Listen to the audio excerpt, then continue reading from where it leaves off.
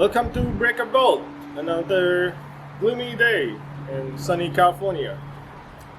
So, today on Break a Bolt, I'll be jacking up the car, I'll be draining some oil, and I'll try to take the engine out. So, without further ado, let's roll to next part.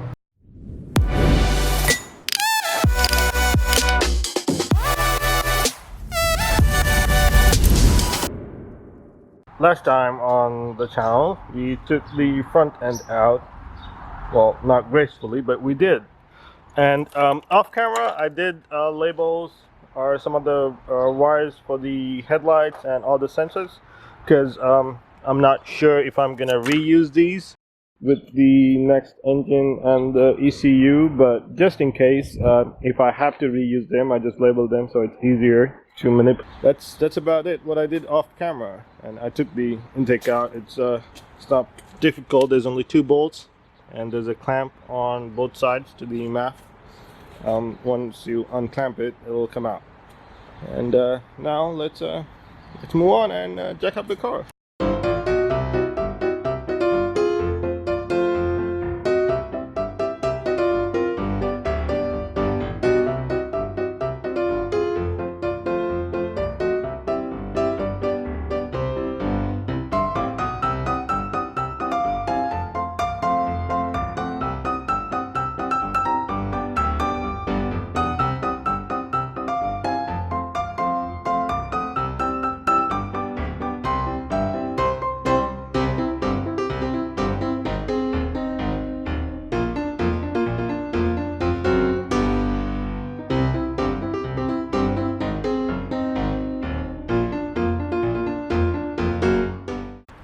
So now that I have jacked up the car, I was gonna drain the oil, but I don't have much containers to put. Hopefully I can put some. Anyhow, this focus. Okay, I could drain the, I believe I can drain the coolant by unbolting this, and it should drain out, and that should technically take care of all the fluids.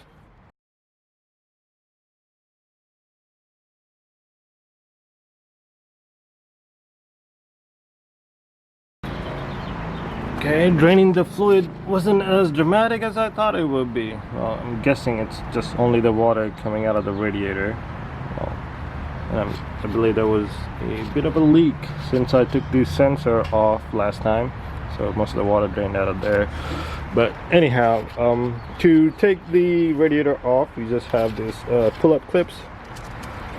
What you're gonna do is basically get a flathead and pull it up, and that should release it, and then you just have to wiggle it out of there.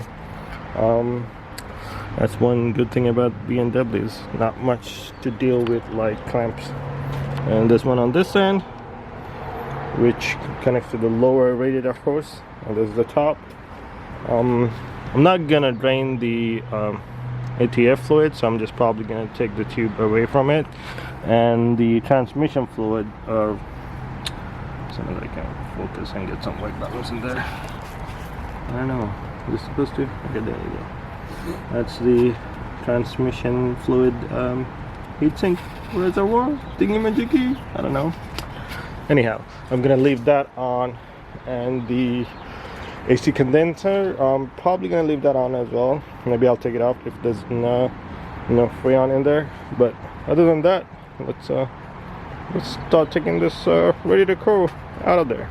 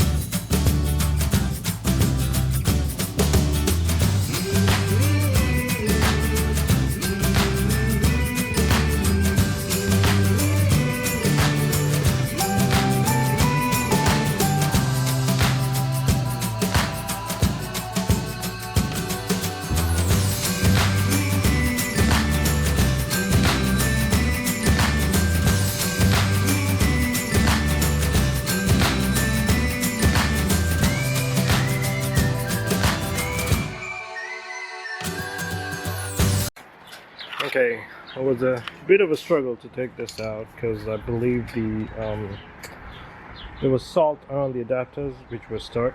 So basically what I did was, let's see, there are two Torx 25 screws, one here, one on this side, and one on the bottom, somewhere on here.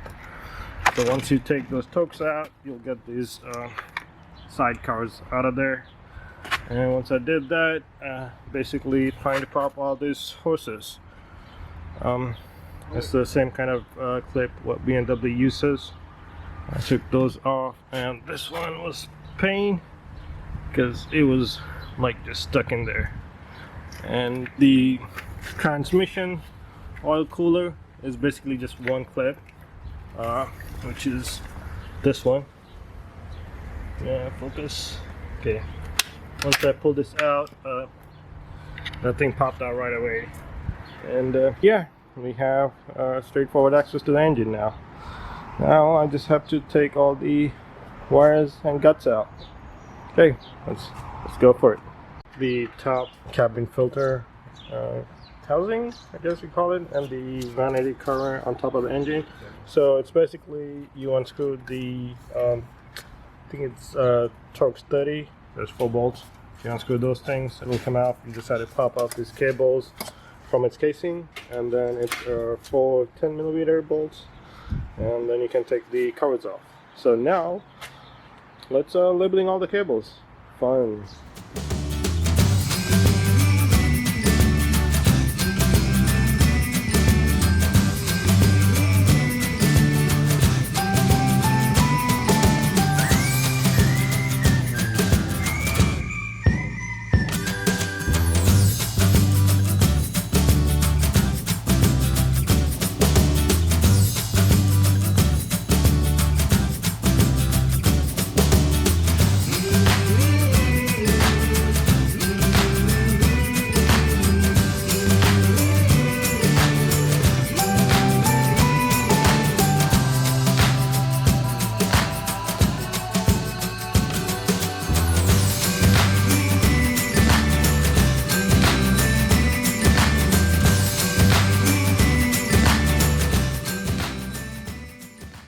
I took all the coils, cables for the coils, I believe. Yes, coil cables. It's just clipped on, and you just pop this with a flat head and pull it out. That's about it. I took the O2 sensors off on the exhaust side and the intake side, and I took the secondary vacuum pump off just to make it easier. And yeah, there's a few more to go. So next step will be to take this 10mm bolts and unhook the fuel rail. Then I believe there's another set of focus. Okay, there you go. I think it's either 12 or 10. These bunch of bolts there to take the intake manifold off. And I believe someone's been eating a lot of what, pumpkin seeds on this. I don't even know how to get pumpkin seeds up in there. You know, I'm just gonna, you know, let it be up in the air and someone can figure it out. But this is the first time I'm taking this engine out, so I've never worked on this before since I bought it. A lot of surprises. All right, let's keep going.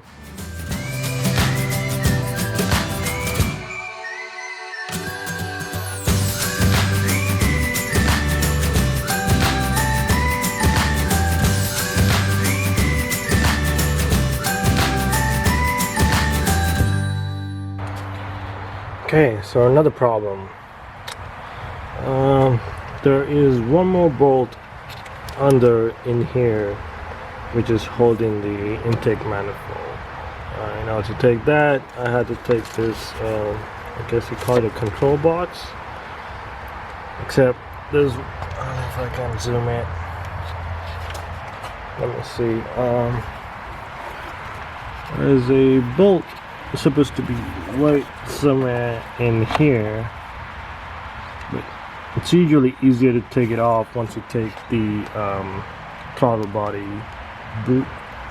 Except it's screwed on the other way. I have no access to the screw to take it off. So, gotta figure it out. Been dealing with this for like last hour? I don't know.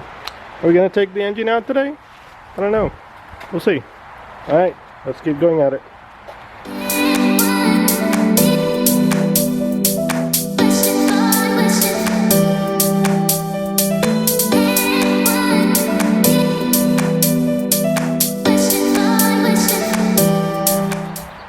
So finally I was able to take the intake boot off. I had to get a bit creative with tools to get that bolt off. So once I basically cracked the tension off of it, I was able to loosen it with my hand. So let's see if I can zoom in. Please autofocus. Okay, there are 4 bolts on the corner of the intake manifold. Okay, that's cool. Never mind. So there are 4 bolts around the intake throttle body. I believe those are 10mm. Once I take that off, I should be able to access the last bolt underneath there, which is holding the intake manifold. Alright, finally, now we have access to that stubborn old bolt. Okay, there is a 17mm bolt all the way over there, which is the last bolt. I believe you need to take the intake manifold off. Alright, let's get going again.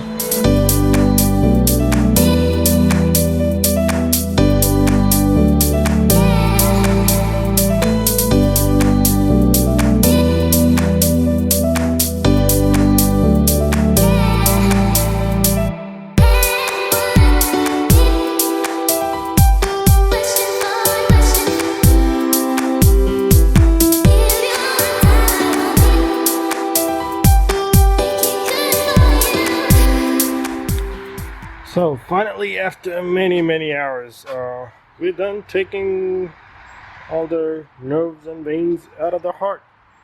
Yeah, trying to use a metaphor. Anyway, yep, almost all the wirings are done, well, taken off. I tried to label as much as I could. Most of the stuff connecting to the engine, I did not tag them, because whatever engine I'm gonna use, I'll probably use a standalone engine management, or either a ECU from whatever the engine I'm gonna get. So I'm not that worried about that part. To take the exhaust off, we got 4 bolts right here. They're pretty rusted. Hopefully I'll be able to take them off with my trusty impact wrench. And sorry if I'm getting you guys nauseous. Okay, there you go. Then I had to take these 2 brackets off. Basically take the heat shield from the drive shaft. I'm not sure if I'm gonna disconnect the drive shaft from the differential or the transmission over here. Yeah, somewhere around here is the there you go. Those are the few bolts I have to take. So I'm not sure if I'm going to take it off of there or by the difference. I'll probably take it off from here. And then I had to unhook the what do you call it? The lever for the transmission. A couple of more cables. A few more zip ties. You can never complain about zip ties. There's always zip ties. Okay, sorry. Okay, that's about it. So exhaust, transmission stuff, drive shaft. If I can get those done, hopefully we'll still have a chance of taking the engine out by the end of the day. It's supposed to be 15mm bolts. And, let's see if you're lucky enough for it to break. There we go.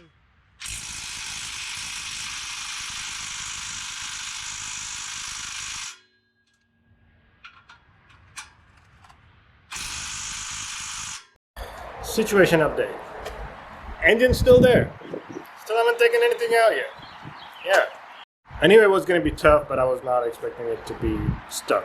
It's like caked with corrosion, I guess. I don't know. I tried the breaker bar. I didn't have enough leverage or like enough space to get away, because I'm only about a feet or two off the ground, so I could not get enough leverage. My impact gun seems like it doesn't have enough juice. I should have charged it earlier. My fault, totally. So, solution. I soaked the bolts with P-Blaster and WD-40. Hopefully that'll be enough to loosen it by next time whenever I do it. If not, all in solution, I'll just cut the bolts. Yeah, it's a fail. I did not take the engine out, so yeah. So I'm gonna keep looking up stuff, looking up for an engine. If you guys want to guess what kind of engine I'm gonna put in, just let me know, like on the comments below. I don't know if there's that many people already watching this. Highly doubt it. A couple of my friends will be there. They'll probably be like, "Oh yeah, you're gonna put in LS. Oh, you're gonna put in, you know, S54. Hey, I'm giving hints here and there." I don't know. Forget. So it'll be fun. It'll be fun to see what people would think I would be doing. Sometimes they might think I'm just wasting my money and time. Well, hey, all the car enthusiasts, that's what everybody else thinks what they do. Nobody thinks it's worth it. You know, we just do it because we like what we do. We love it. So, yeah, let's call it a day. Keep breaking bolts. Maybe don't break a bolt. I was trying to use it as break a leg, but you know, hopefully you'll get it. All right, see you guys next time.